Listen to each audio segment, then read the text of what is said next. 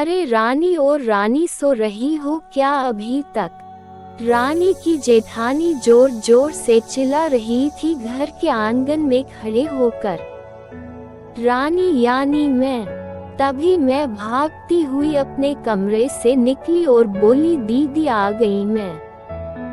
जेठानी बोली, रानी तुम्हारा नाम रानी है, तुम रानी नहीं हो। मैंने तुम्हें रात में ही समझाया था कि सुबह को जल्दी उठ जाना तुम्हारी मूल दिखाई की रस्म है।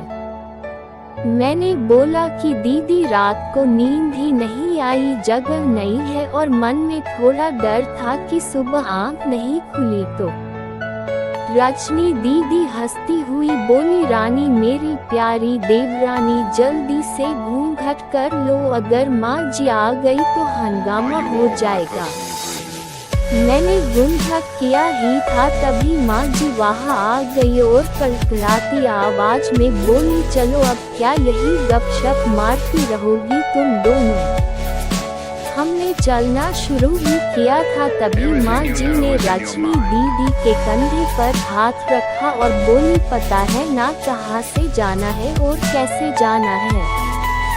माँ जी ने बोला कि जब भी कोई बड़ा तुम्हारे सामने खड़ा हो तो हमेशा घूंघट में रहना और कम से कम अपने बड़ों के सामने आना और बिना घूंघट के तो कभी नहीं। रजनी दीदी कुछ बोली ही नहीं, बस अपना सर हिलाकर हाँ बोल दिया। मैंने भी बस अपना सर हाँ में हिलाया। माँ जी के जाने के बाद मैंने पूछा, रजनी दीदी आप तो स्कॉलर हो और इन सब चीजों को कैसे निभाते हो? रजनी दीदी मुस्कुराए और बोली कि मैं थारे जेठ जी से बहुत प्यार करती हूँ, इसलिए अभी तक चुपचाप सब चीजें निभा रही हूँ।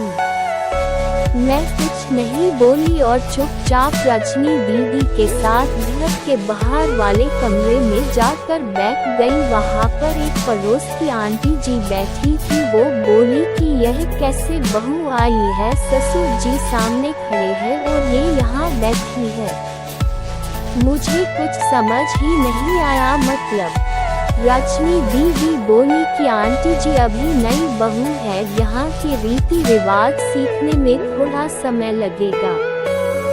रजनी दीदी मुझे वहाँ से उठाकर मेरे कमरे में छोड़ दी। 6 महीने यूं ही छोटी छोटी चीजों में बीत गए। फिर एक दिन मैं राहुल के साथ साड़ी लेने गई। राहुल का फोन आया और वो दुकान से बाहर बात करने चला गया। साड़ी की दुकान पर मैं बेधड़क होकर साड़ियाँ देख रही थी। तभी साथ में बैठे हुए अंकल जी खान से एक बार, फिर 2 बार, फिर 3 बार। मैंने साड़ी वाले भैया से बोला कि भैया इन अंकल जी को पानी दे दो, बहुत खांसी हो रही है इन्हें। अंकल जी भड़क उठे और बोले, क्या बदतमीज लड़की है ये, कुछ शर्म लिहाज है या नहीं इससे? दुकान पर हंगामा देख राहुल बाहर से भागकर अंदर आया और अंदर आते ही अंकल जी के पर छूकर बोले, मामा जी आप यहाँ? मैं घबरा के दुकान से बाहर निकाल आई, एक लंबा घूंघट करके गाड़ी में बैठ गई। राहुल बाहर आया और गाड़ी में बैठकर गाड़ी बहुत तेज चलाने लगा। मैंने धीमी आवाज में बोला, गाड़ी बहुत तेज चला रहे हो, कहीं एक्सीडेंट ना हो जाए। हम घर पहुंचे ही थे तभी माँ जी जोर जोर से चिल्लाते हुए बाहर आई, देखो आ गई ये रानी साहिबा, खानदान की इज्जत मिट्टी में मिलाकर। तभी रजनी दीदी आई और बोली, माँ जी मेरे शादी को 6 साल हो गए हैं, मैं अभी तक मामा जी को नहीं जानती, ये कैसे जानेगी? माँ जी जोर से चिल्लाई, देखो कैसे चपर चपर जवान चल रही है इस रजनी की कभी। राहुल सबकी बात काटते हुए बोले कि माँ ये दोनों सही बोल रही है, अगर ये हमेशा घूंघट करके रहती है तो ये मामा जी को कैसे पहचानेगी? और माँ आज मामा जी के फोन पर तुमने पूरे घर की शांति को भंग कर दिया है। ये वो ही समाज है जिसने सीता मैया पर भी उंगली उठाई थी। पिताजी और जेठ जी ने भी अपना पक्ष राहुल के साथ ही रखा।